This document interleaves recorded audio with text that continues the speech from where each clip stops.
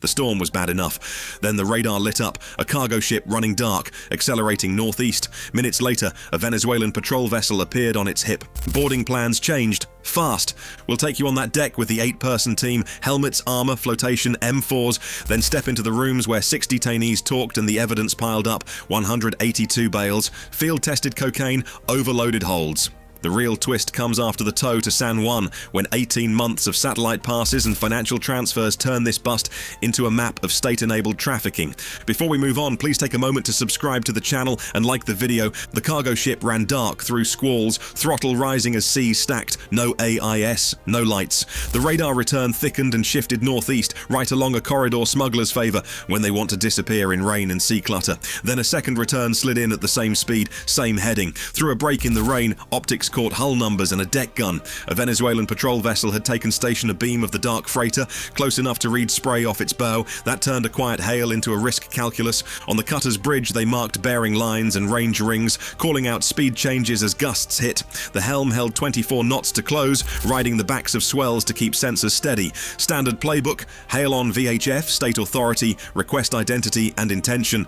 But when a foreign military rides shotgun on a non-compliant target, the rulebook layers up: notify district, log every call, declare intent to inspect under international norms, quote time, position and conditions on each transmission, because those details matter when lawyers replay the night. The risk matrix flipped from routine to high threat. One vessel to question, one vessel with weapons within visual range. An intercept becomes a deconfliction problem. Firing arcs, safe separation, small boat launch window, and ladder placement all change when a gun line sits off the beam. The boarding officer and the command duty officer walked through contingencies. Escort breaks in, escort blocks ladder, escort broadcasts a protest. The answer was the same every time: maintain distance, record everything, and keep the approach legal and narrow. Below, 8 operators locked plates, checked flotation, and taped down loose ends. M4s cleared, chem lights staged, radios synced to a clean bridge to boarding net. Weather tightened the clock. Launching a RHIB in that sea means picking lulls measured in seconds.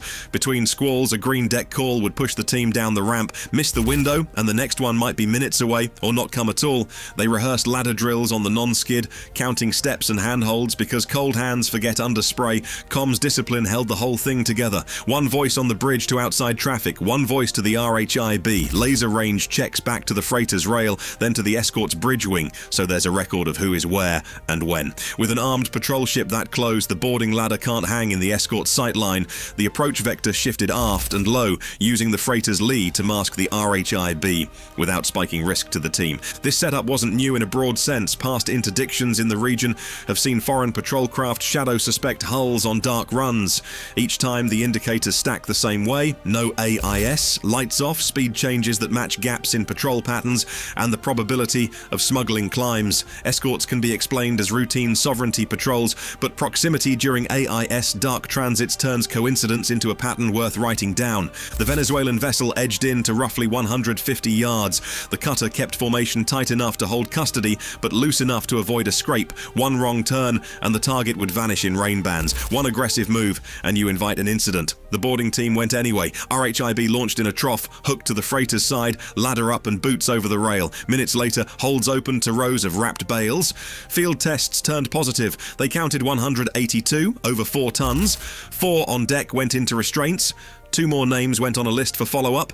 The escort never crossed the line, but it stayed close enough to matter. Lines were passed, and the tow towards San Juan began as the storm eased behind the stern. The real questions waited under fluorescent lights and chain of custody seals. The tow line tightened, and the storm fell behind, but the first real break came under fluorescent lights. 6 detainees sat for initial statements. No speeches, no bravado. They talked about contracts, not loyalties, money wired for passage, a promise of protection during the run, and a facilitator who, they said, had links to security services. The details were thin and careful, but the same names and roles surfaced across interviews: ship handler, dockside fixer, a uniformed intermediary who makes problems go away between patrol schedules. From there, the analysts pulled the lens wide. They overlaid satellite passes with vessel tracks and patrol patterns, building a time series that stretched back 18 months. Each layer added a marker: a suspect cargo ship running dark, a Venezuelan patrol craft pacing within a few cables, a sudden speed change synced to a gap in coastal radar coverage. 1 incident can be luck, 3 can be a cluster, 15, spaced across different routes and skippers, start to look like a method. Our IS-off runs tended to line up with the same patrol zones, and the escort hulls repeated with familiar silhouettes and paint schemes. Money trails added weight. Investigators traced transfers routed through layered fronts, import-export firms with no inventory, shipping agents that share offices with dormant charities, and insurance brokers incorporated weeks before major departures. The cash moved in bursts that matched sailing windows by days, not months. Payment instructions referenced port fees and security clearance, then broke into smaller tranches after the ships cleared coastal waters. One logistics company billed for fuel support, while its registered tanker stayed pierside with no bunker delivery records. Communications filled in the gaps without relying on content. Intercepted call logs showed brokers making brief, patterned check-ins with numbers registered to relatives of uniformed personnel and to contractors who provide maritime security training. Message metadata flagged a tight circle reacting to weather diversions and patrol advisories within hours. Traffic analysis mapped a hub and spoke where the brokers sat at the center and the so-called intermediaries spiked their activity just before AIS dropouts. The words themselves stayed encrypted or bland, but the rhythms told a story. Prosecutors built the bridge from a storm deck to court with process, not headlines. Chain of custody forms tracked every bale. Radar captures and video tied the boarding to a precise time and position.